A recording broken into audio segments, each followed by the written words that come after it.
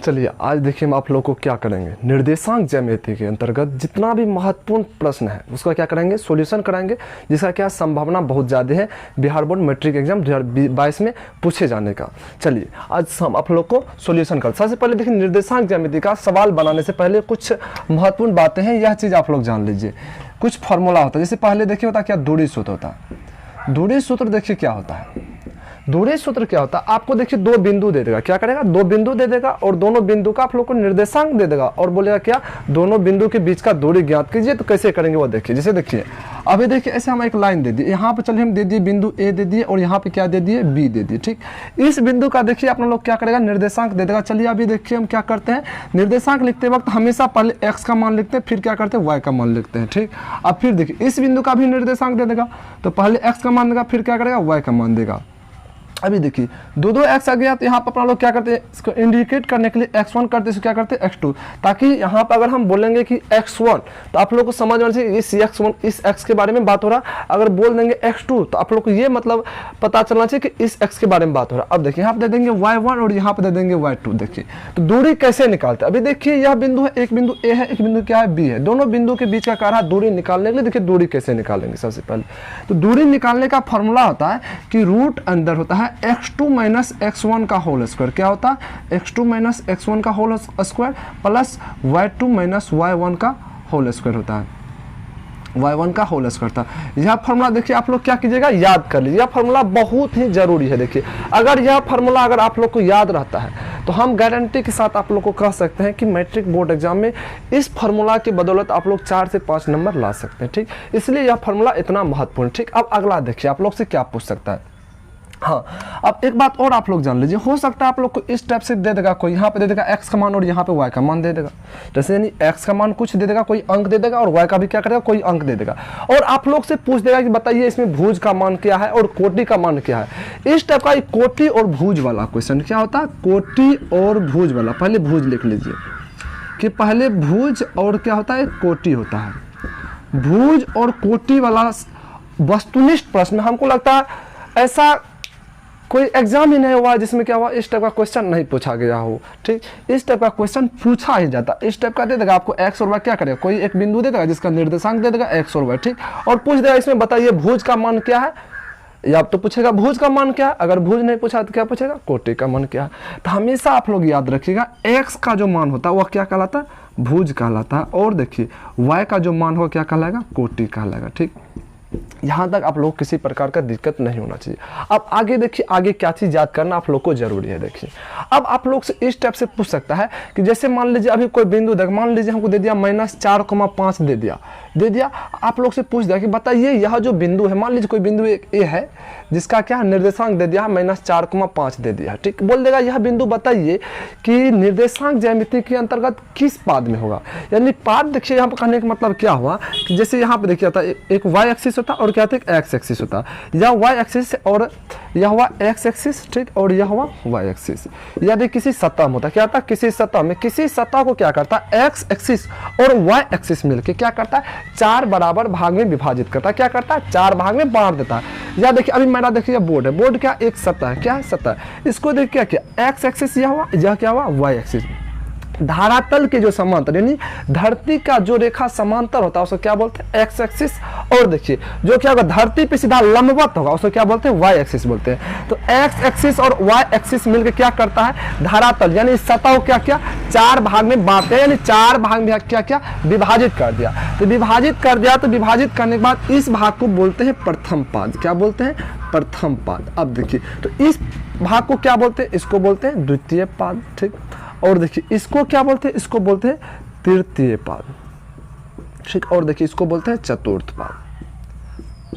अब देखिए इस टाइप से बोलते हैं। अब देखिएगा प्रथम पाद, द्वितीय पाद, तृतीय पाद, चतुर्थ पाद, यह पढ़ने से क्या फायदा, देखिए बहुत बड़ा फायदा। इससे भी क्या होता है, एक ना एक ऑब्जेक्टिव प्रश्न यानी वस्तुनिष्ठ प्रश्न रहवे ठोकर रहता ही है, ठीक। एग्जाम में देखिए अब क्या करते हैं अपना लोग आगे, यहाँ देखिए अब इसमें चिन्ह क्या होता है, इसमें चिन्ह क्या होता है। अब देखिए एक्स एक्सिस इस तरफ यानी दाएं तरफ जो होता है एक्स एक्सिस बढ़ता है तो हमेशा क्या होता है, धनात्मक होता है। क्या होता है, हमेशा धनात्मक होता है। और वाई एक्सिस ऊपर की ओर जाता है तो क्या होता है, धनात्मक होता है, ठीक। और देखिए इधर देखिए जब एक्स एक्सिस क्या होता है, बाएं तरफ आता है तो क्या हो जाता है, ऋणात्मक हो जाता है। और वाई एक्सिस जब नीचे की ओर आता है तो क्या हो जाता है, ऋणात्मक हो जाता है, ठीक। अब देखिए यह चीज जो प्लस प्लस माइनस माइनस करने से देखिए क्या फायदा होता है हम लोग को।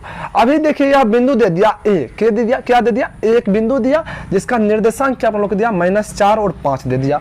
और पूछ रहा बताइए किस पाद में होगा, प्रथम पाद में होगा कि द्वितीय में कि तृतीय में कि चतुर्थ में। यह चीज कैसे अपना लोग मालूम करेंगे, यह चीज देखिए कैसे मालूम करते हैं। सबसे पहले जब इस लाइन और इस लाइन के अंदर में जैसे इसको बढ़ाए ऊपर इसको बढ़ाए इधर, इस बीच में कोई भी बिंदु होगा तो उसका चिन्ह क्या होगा। तो अभी बताए आप लोग को कि निर्देशांक क्या करते हैं, निर्देशांक जब भी लिखते हैं क्या करते हैं, निर्देशांक जब भी लिखते हैं तो हमेशा पहले लिखते हैं एक्स का मान, फिर किसका मान लिखते हैं, वाई का मान लिखते हैं, ठीक। अब देखिए जब इस लाइन और इस लाइन के बीच में यानी कोई भी बिंदु होगा तो उसका जो निर्देशांक अपना लोग लिखेंगे तो हमेशा पहले किसका मान होगा, एक्स का, फिर किसका होगा, वाई का होगा, ठीक। अब देखिए तो पहले जब इसमें होगा तो पहले चिन्ह भी पहले किसका होगा, तो पहले एक्स वाला का ही चिन्ह होगा। तो इधर देखिए एक्स वाला इस क्षेत्र के लिए एक्स का काम क्या करता है, यह करता है एक्स का काम और यह करता है वाई का काम।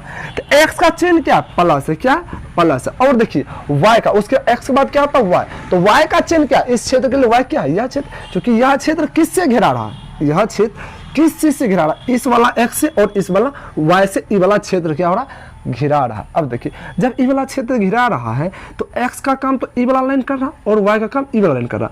तो पहले एक्स, तो एक्स का चिन्ह क्या प्लस, तो इसके लिए प्लस लिख लिए। फिर वाई, तो वाई के लिए तो यह हुआ, तो वाई का चिन्ह क्या प्लस। यानी जब भी देखिएगा कोई बिंदु दिया हुआ हो, क्या हो कोई बिंदु दिया हुआ, जैसे मान लीजिए हम यहाँ पे दे दिए एक बिंदु दे दिए 4,5 दे दिए, ठीक। तो 4,5 कहने का मतलब हुआ यहाँ एक्स का मान कितना हुआ, यहाँ एक्स का मान हुआ 4 और देखिए यहाँ पे वाई का मान कितना हुआ, ये हुआ एक्स का मान, देखिए यह 4 क्या हुआ एक्स का मान, यह हुआ वाई का मान। तो एक्स का मान 4 हुआ, वाई का मान 5 हुआ। तो अब कहिएगा कि यह किस पाद के अंतर्गत आएगा। तो अभी देखिए 4 के पीछे कोई चिन्ह लगा हुआ, क्या है 4 के पीछे कोई चिन्ह नहीं लगा हुआ। तो इसका मतलब हुआ कि 4 के पीछे जब कोई चिन्ह नहीं लगा हुआ तो कौन सा चिन्ह है, प्लस चिन्ह। और देखिए यहाँ 5 है, 5 के पीछे भी कोई चिन्ह नहीं लगा हुआ, इसका मतलब यहाँ भी क्या होगा, प्लस चिन्ह होगा। अब देखिए यहाँ भी प्लस, यहाँ भी प्लस, यानी कहने का मतलब हुआ कि x का भी क्या होगा प्लस और y का भी क्या होगा प्लस। अब देखिए अपना लोग को प्लस प्लस वाला यहाँ मिल रहा, क्या हुआ प्लस प्लस वाला यहाँ मिल रहा। कैसे पता चला, चूंकि x यह क्षेत्र जा रहा है इस क्षेत्र और इस क्षेत्र के अंदर में आता है। तो अपना लोग जानते हैं कि x जब दाएं तरफ बढ़ता है तो प्लस चिन्ह के साथ और y जब ऊपर की ओर बढ़ता है तो प्लस चिन्ह के साथ, यानी x वाला भी प्लस और y वाला भी प्लस इस क्षेत्र में आता है तो इसका चिन्ह भी तो प्लस प्लस। इसका मतलब है कि यह भी इस बिंदु के बारे में बात करें, यानी 4 और 5 होगा, किसी बिंदु का अगर निर्देशांक दे दे और पूछ दे 4 और 5 किस पाद के अंतर्गत आएगा तो आप लोग क्या बोलेगा, प्रथम पाद के अंतर्गत। क्या आएगा, किसके अंतर्गत, प्रथम पाद के अंतर्गत। इसी तरह देखिए यहाँ पर दिया -4,5, क्या दिया -4,5। तो यहाँ देखिए x का चिन्ह क्या, पहले तो x वाला होता फिर क्या होता y वाला। तो यहाँ देखिए x वाला है -4, इसका मतलब हुआ कि x का चिन्ह क्या, x का चिन्ह है माइनस, ठीक। अब देखिए y का काम तो यहाँ पे 5 कर रहा है, तो 5 का चिन्ह कौन सा है, तो 5 के पीछे तो कोई चिन्ह नहीं लगा हुआ, इसका मतलब हुआ इसके पीछे कौन सा चिन्ह है, प्लस चिन्ह। चलिए यहाँ पर लिख लेते हैं प्लस चिन्ह। अब देखिए यहाँ पर चिन्ह क्या आ गया, यहाँ पर आ गया माइनस और यहाँ पर क्या आ गया प्लस। तो अब देखिए अपना लोग खोजेंगे, यहाँ पे था पहले प्लस फिर प्लस, यानी प्लस प्लस तो है ही नहीं, यानी यह क्या होगा प्रथम पाद में नहीं होगा, दूसरा पाद में चेक करेंगे। अब देखिए द्वितीय पाद हमेशा पहले किसका निर्देशांक लिखते हैं, पहले लिखते हैं एक्स का। तो एक्स वाला देखिए इधर यह क्षेत्र है किसके किसके अंतर्गत आएगा, यानी इस लाइन के और इस लाइन के अंतर्गत आएगा।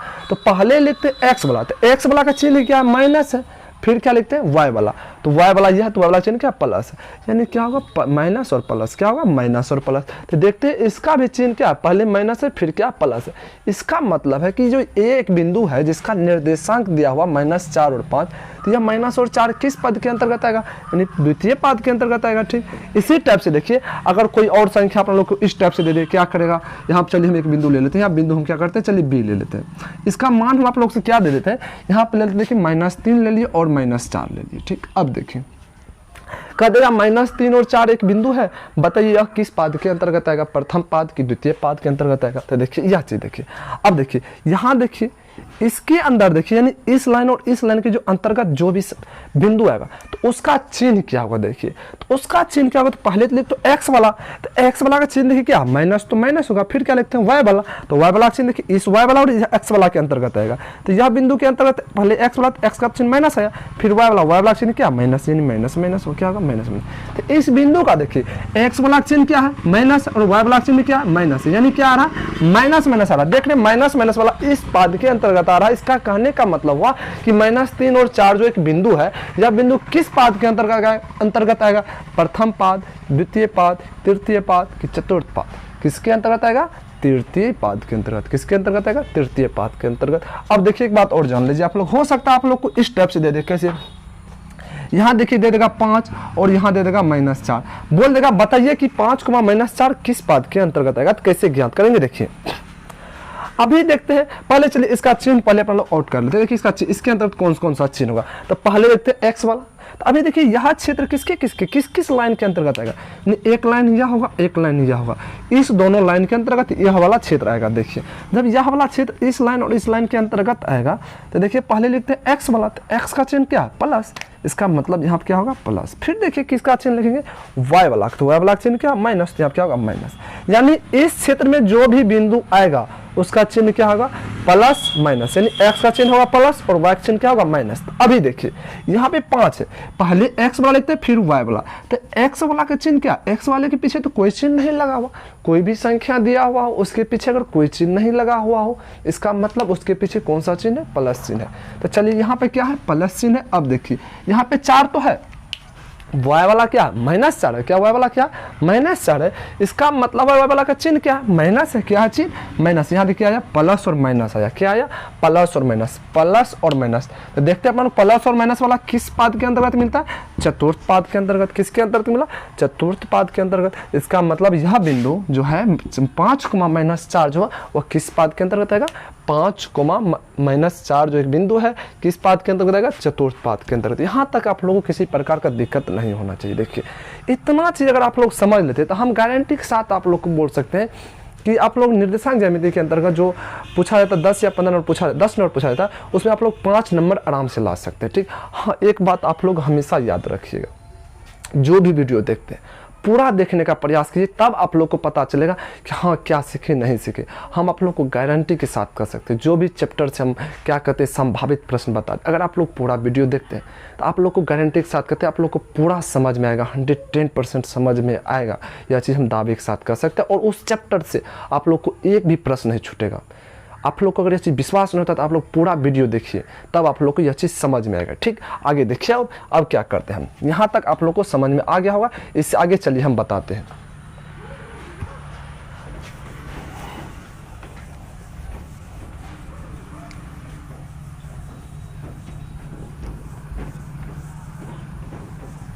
हाँ एक बात और आप लोग जान लीजिए, अगर आप लोग इस वीडियो से हाँ सही में आप लोग को लगता है कि हाँ मेरा एग्ज़ाम अच्छा जा सकता है, हम क्या करते हैं एग्ज़ाम के प्रश्न को क्या कर सकते हैं, बना सकते हैं और अच्छा नंबर ला सकते हैं, तो आप लोग क्या कीजिए, चैनल को सब्सक्राइब कर लीजिए और क्या कीजिए, यह वीडियो को उन सभी बच्चों तक पहुंचाने का प्रयास कीजिएगा जिन्हें इनसे क्या हो, लाभ मिल सके। ठीक, आगे देखिए अब क्या करते हैं आप लोग को। अभी आप लोग को बताए, हम क्या बताएं, निर्देशांक ज्यामिति के अंतर्गत बताए, दूरी सूत्र बताए, और क्या बताए कि अगर निर्देशांक और कोई सतह हो तो उस सतह को क्या करते हैं, एक्स एक्सिस और वाई एक्सिस मिलकर क्या करता है, 4 बराबर भाग विभाजित करता। विभाजित करने के बाद इस पहला पाद को बोलते हैं प्रथम पाद, दूसरा को द्वितीय पाद, तीसरे को तृतीय पाद, चतुर्थ को चतुर्थ पाद बोलते हैं। ठीक, इस टाइप से बताए। और बताए आप लोग क्या हो, कोई बिंदु दिया होगा तो उसका बोलेगा यह बिंदु बताइए, उस बिंदु का निर्देशांक दे देगा और पूछेगा बताइए कि यह बिंदु किस पाद के अंतर्गत आएगा, तो वह चीज़ आप लोग को हम निकालने के लिए सिखा दी। ठीक, अब आगे देखिए क्या होता है। आगे जब देखिए अपना लोग क्या करेगा, 3 बिंदु दे देगा। जैसे मान लीजिए एक बिंदु यहाँ पे ए दे दिया, यहाँ पे बी दे दिया और यहाँ पे क्या किया, सी दे दिया। क्या करेगा, सी, ए देगा, बी देगा, सी देगा, बताएगा कि इस बिंदु का कुछ ना कुछ निर्देशांक, इसका भी कुछ ना कुछ निर्देशांक, इसका भी कुछ ना कुछ क्या करेगा, निर्देशांक दे देगा। यानी कहने का मतलब है, चलिए अभी ए बिंदु है, ए बिंदु का निर्देशांक दे दिया, यहाँ पे x1 दे दिया।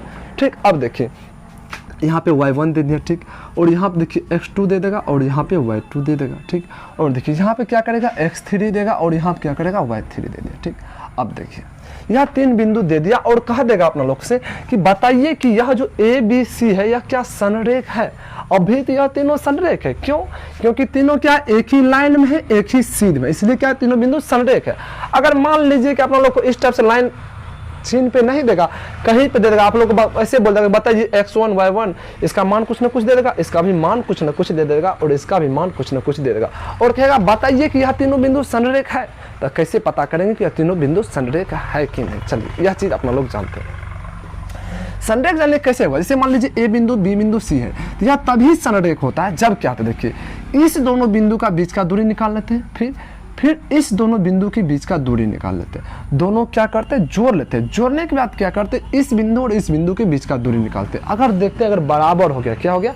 बराबर हो गया, तब क्या होगा? यह तीनों बिंदु संरेख होगा। देखिए कैसे, यहाँ देखिए ए बी यानी ए और बी के बीच का क्या करेंगे अपना लोग, ए और बी दो बिंदु, इसके बीच का क्या करते हैं लोग दूरी निकाल लेते, क्या करते हैं इसका दूरी निकाल लेते। फिर क्या करते हैं बी और सी के बीच का दूरी निकाल लेते, क्या करते हैं बी और सी के बीच का दूरी निकालते। दूरी निकालने के बाद दोनों क्या करते हैं जोड़ लेते, दोनों क्या करते हैं जोड़ लेते।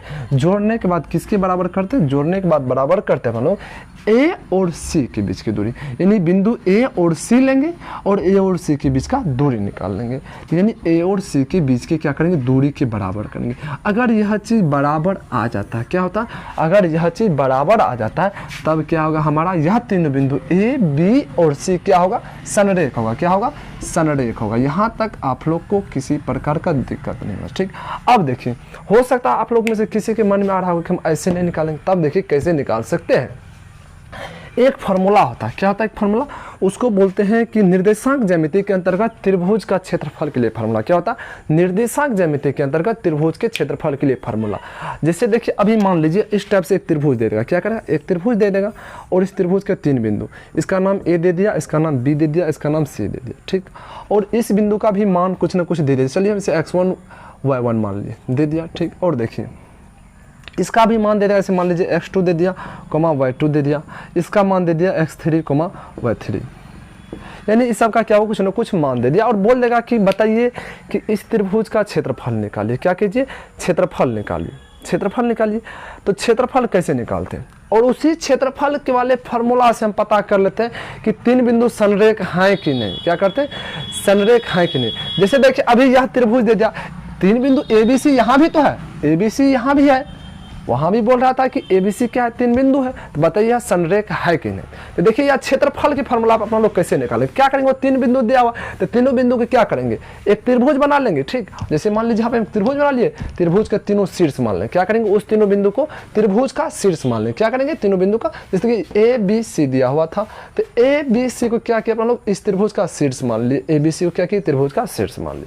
शीर्ष मानने के बाद देखिए क्या करेंगे कि अब तो इस त्रिभुज का तीनों बिंदु का निर्देशांक मालूम हो गया। जब मालूम हो गया तो इस त्रिभुज का हम लोग क्या करते हैं क्षेत्रफल निकालते। क्या निकालते हैं? क्षेत्रफल निकालते। क्षेत्रफल निकालने के बाद देखते हैं अगर 0 आ गया, क्या हो अगर 0 आ गया, कौन सा आ गया 0 आ गया, तो अपना लोग का क्या होगा यह तीनों बिंदु क्या होगा संरेख। क्या होगा? तीनों बिंदु संरेख होगा, तीनों बिंदु क्या होगा संरेख होगा। अगर संरेख कौन सी कहते हैं?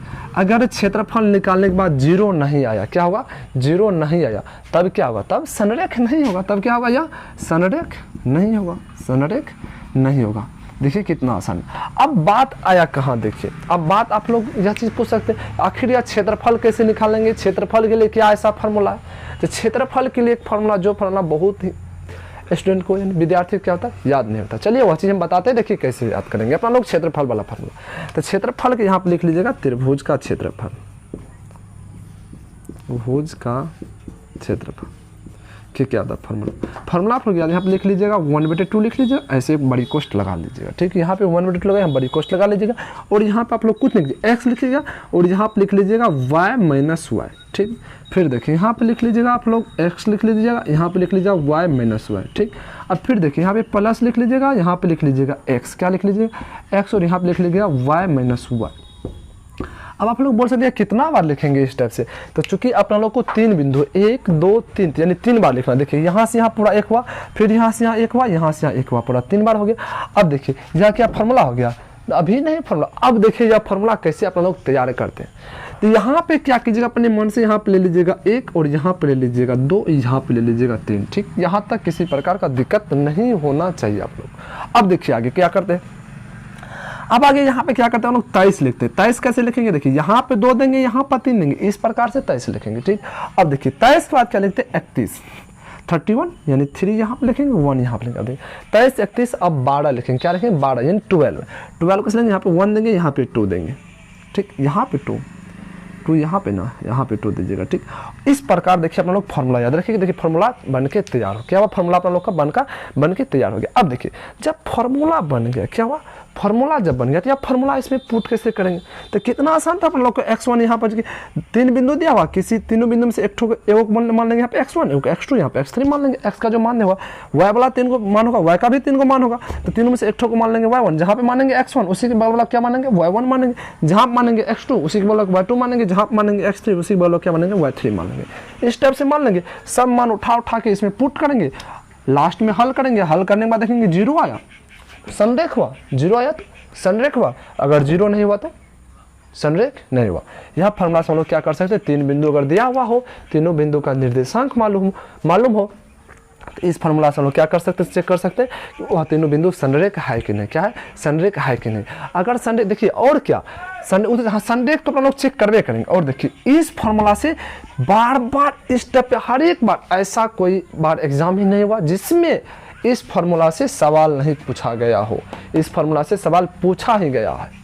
कि पूछ क्या देता है, देखिए कि बोल देगा कि कोई त्रिभुज है, क्या बोल देगा, कोई त्रिभुज है, उस तीनों बिंदु का शीर्ष का निर्देशांक, त्रिभुज है, त्रिभुज में 3 शीर्ष होता है, तीनों शीर्ष का निर्देशांक है, दे देगा बिंदु इतना इतना इतना, और बोलेगा इसका क्षेत्रफल ज्ञात कीजिए। क्या कहेगा, क्षेत्रफल ज्ञात कीजिए। अब कैसे क्षेत्रफल निकालेंगे, बच्चा सब क्या करता है, त्रिभुज का क्षेत्रफल 1/2 गुना आधार गुना ऊंचाई करता है। भाई यह फॉर्मूला यहाँ पे कैसे लगेगा, यहाँ पे तो कोई लगने का चांस है, क्योंकि यहाँ पे क्या दिया, यहाँ पर तीनों बिंदु का निर्देशांक दे दिया। क्या किया है, यहाँ पे निर्देशांक दे दिया। जब निर्देशांक दे दिया है तो निर्देशांक ज्यामिति के अंतर्गत त्रिभुज के क्षेत्रफल निकालने के लिए जो फॉर्मूला पढ़े वह फॉर्मूला लगे। तो फॉर्मूला अपना लोग क्या पढ़े, देखिए फॉर्मूला अभी पढ़े कि त्रिभुज के क्षेत्रफल के लिए फॉर्मूला था 1/2 into x1 into y2 minus y3 plus x2 into y3 minus y1 plus x3 into y1 minus y2। यह फॉर्मूला क्या करेंगे अपन लोग, उस त्रिभुज का क्षेत्रफल ज्ञात कर लेंगे। ठीक, चलिए यहाँ तक आप लोगों को किसी प्रकार का दिक्कत नहीं होना चाहिए। ठीक, अब आगे देखिए क्या करते हैं, आगे अपना लोग यहाँ तक इतना बात अगर आप लोग याद रखते हैं तो हमें नहीं लगता है कि निर्देशांक ज्यामिति से एक भी सवाल आप लोग से छूटेगा। यह मेरा गारंटी, मेरा दावा, क्योंकि हम बच्चों सबको पढ़ाते हैं तो देखते हैं कि इतना फॉर्मूला से ही क्या होता है, हम लोग का हर एक सवाल बन जाता है। चलिए एक और फॉर्मूला, वह भी आप लोग को हम यहीं पर बता देते हैं। देखिए वह क्या चीज़ है, वह चीज़ आप लोग को हम बताते हैं। इसको हम क्या करते हैं, मिटा लेते हैं।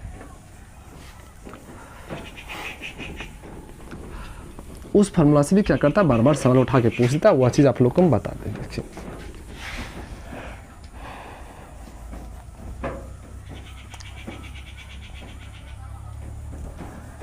देखिए अब वह फार्मूला क्या है, वह फार्मूला क्या है, इस टाइप से पूछ देगा आप लोग से। जैसे देखिए अभी क्या करेगा, ऐसे एक लाइन दे दिए ठीक, बोलेगा देखिए आप लोग से पूछेगा कैसे, उसको देखिए बनाते कैसे, पूछ देगा कि 2 बिंदु क्या है, 2 बिंदु है। जैसे मान लीजिए एक बिंदु ए है, एक बिंदु है और एक बिंदु क्या है, बी है, और दोनों बिंदु का आप लोग को क्या दे देगा, निर्देशांक दे देगा। निर्देशांक देने के बाद क्या कहेगा, उस दोनों बिंदु को कोई एक बिंदु सी है, क्या है, ए और बी एक बिंदु था, 2 बिंदु था, दोनों बिंदु क्या दे दिया, निर्देशांक दे दिया।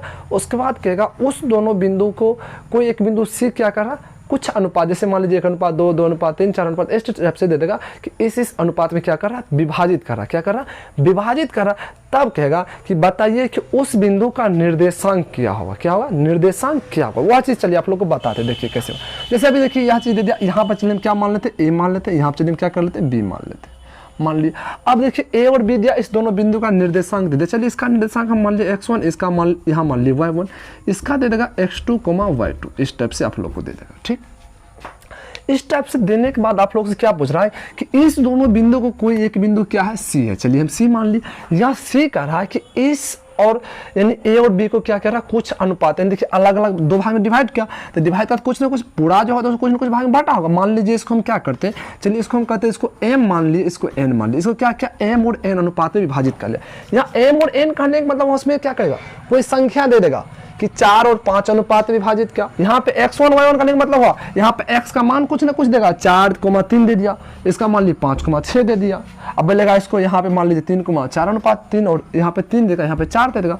यानी 2 बिंदु था, A और B क्या था, 2 बिंदु था।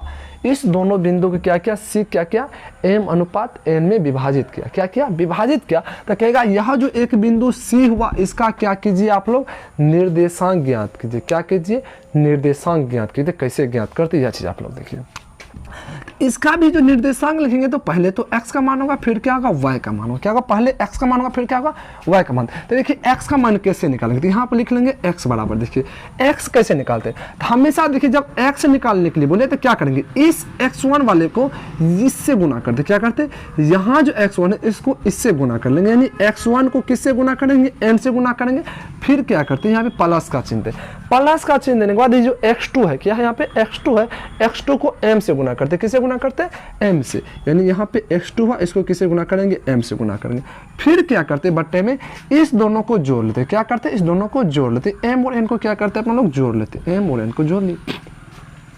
इस स्टेप में लाने के बाद इसका हल करके हम लोग क्या करेंगे, x का मान निकाल लेंगे। ठीक, चलिए x का मान तो निकाल लिया, अब y का मान कैसे निकालेंगे, सेम प्रोसेस। y का मान भी देखिए, y का मान में क्या करेंगे, यहाँ पे y बराबर लिख लेंगे। फिर देखिए इस y1 वाले को इससे गुना करेंगे, y2 वाले को इससे गुना करेंगे और दोनों को जोड़ लेंगे, नीचे में m और n को जोड़ के भाग कर लेंगे। जैसे देखिए y1 को m से गुना करेंगे, यहाँ पे y1 होगा गुना m से करेंगे, प्लस देखिए y2 को m से गुना करेंगे। क्या करेंगे, y2 को m से गुना करेंगे। बट्टे में क्या करते हैं, इस m और n को क्या करते हैं, जोड़ते हैं। चलिए यहाँ पे क्या करेंगे, m और n को क्या किए, जोड़ लिए। बस देखिए कितना आसान है। इस टाइप से दिया तो हम लोग क्या आराम से बना लेंगे। यहाँ चलिए हम जैसे एग्जांपल आप लोग, चलिए एग्जांपल बाद में बताएंगे, आप लोगों को पहले ये चीज़ याद रख लीजिएगा। सवाल अभी बहुत है, सवाल भी आप लोग को बहुत सारे बताएंगे। देखिए क्या क्या कैसे पूछेगा सवाल, देखिए क्या क्या ए बी क्या क्या है, 2 बिंदु दिया, इस दोनों बिंदु क्या क्या निर्देशांक दे दिया। क्या क्या निर्देशांक दे दिया। इस दोनों बिंदु को बोल रहा था, एक बिंदु बीच में सी आ गया, सी क्या क्या इसको अलग अलग अनुपात में, ए बी को क्या किया, अलग अलग अनुपात में विभाजित कर दिया। जिस अनुपात को अपना लोग मान लिए एम और एन, क्या मान लिए, एम और एन मान लिए। तब कह रहा है कि उस सी का निर्देशांक क्या हुआ, उस सी बिंदु जो इस ए बी को एम और एन अनुपात में विभाजित किया, तो सी का मान क्या होगा, यानी सी का निर्देशांक क्या होगा। तो सी का जब निर्देशांक तो इसमें भी एक्स होगा, वाई होगा। तो कैसे निकालेंगे एक्स का, मतलब एक्स बराबर क्या लिखे, ये जो x1 यहाँ पर था, यहाँ पर जो n था, x1 को n से गुना कर लिए, फिर प्लस का चिन्ह दिए, फिर इस x2 को m से गुना किए, कर लिए। उसके बाद क्या करते, उसके बाद क्या किए, इस m और n को जोड़ के उससे भाग कर लेते। क्या करते, भाग करते। भाग करने के बाद इसको हल करेंगे, हल करने के बाद जो आएगा क्या होगा, x का मान, क्या होगा, x का मान होगा। अब देखिए यहाँ पे क्या, y का मान कैसे निकालेंगे, यह चीज देखिए, y का मान कैसे निकालते, तो y बराबर लिख लेते हैं, y1 वाले को n से गुना करते हैं, फिर प्लस लिखते हैं, फिर y2 वाले को m से गुना किए, अब बटे दिए, क्या कि m और n को जोड़ से उससे भाग कर दिए। क्या कि भाग कर दिए। चलिए यहाँ तक आप लोग को दिक्कत नहीं होना चाहिए। अब देखिए आप लोग से एक सवाल और पूछ सकता है, क्या देखिए ऐसे पूछ देगा कि मान लीजिए ऐसे एक लाइन दे दिया। अभी हम आप लोग किस तरफ से आते हैं, लाइन का भी बात नहीं। देखिए 2 बिंदु क्या करेगा, 2 बिंदु दे देगा, ए और बी क्या करेगा, 2 बिंदु दे देगा। जैसे मान लीजिए अभी हम चलिए यहाँ पे ए दे दिए और यहाँ पे क्या दे दिए, बी दे दिए। यह 2 क्या क्या आप लोग को बिंदु दे दिया।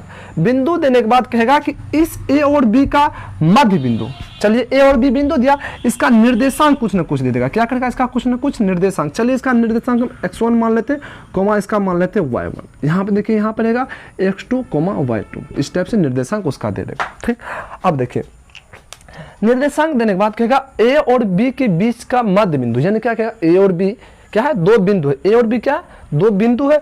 इस दोनों बिंदु के मध्य बिंदु का क्या ज्ञात कीजिए, निर्देशांक ज्ञात कीजिए। इसका क्या कहेगा, ए और बी के मध्य बिंदु का, किसका बोलेगा, मध्य बिंदु का निर्देशांक, मध्य बिंदु का निर्देशांक ज्ञात कीजिए, निर्देशांक ज्ञात। देखिए कैसे ज्ञात करने से, ए और बी दे दिया, इसका मध्य बिंदु। मध्य कहने का मतलब है कि इस दोनों के क्या होगा, बीच में होगा। क्या होगा, बीच में होगा, यानी इस बिंदु से जितना दूरी पे इस बीच का बिंदु होगा, उतना ही दूरी पे इस बिंदु से भी होगा।